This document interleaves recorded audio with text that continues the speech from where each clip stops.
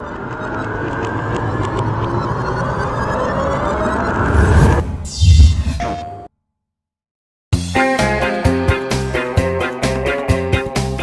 absolute core of Sly Cooper is that sense of thiefiness.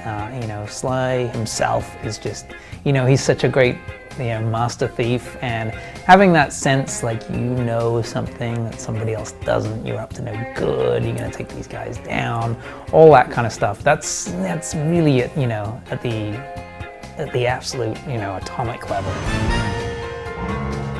Yeah, I don't know if I'd call it a stealth game. I think, that's kind of a little bit too limiting. I think that, there's just so much variety in the Sly Cooper series. Just all kinds of different ways that you can play the game, all kinds of different characters that you can play as. In Sly Cooper Thieves in Time, we're really expanding on the character repertoire as you get to meet all of your ancestors and play as them. If they want to just, rocket through and play the story and focus on that, or if they want to, gather every single collectible before even taking on one of the core missions or something like that, they can do that too. I believe the time is now!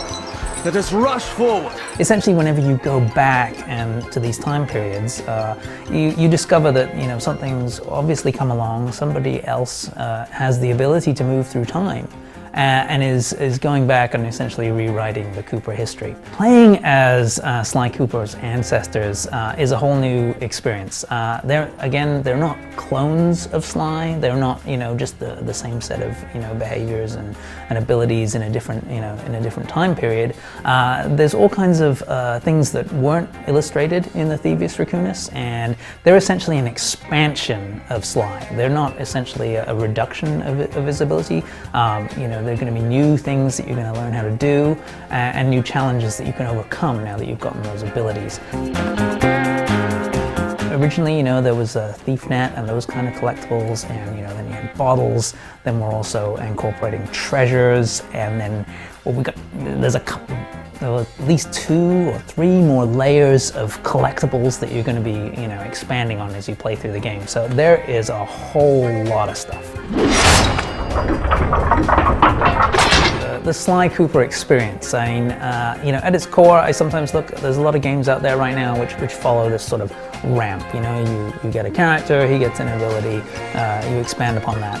But really, Sly Cooper is about variety, and it sort of grows like a tree.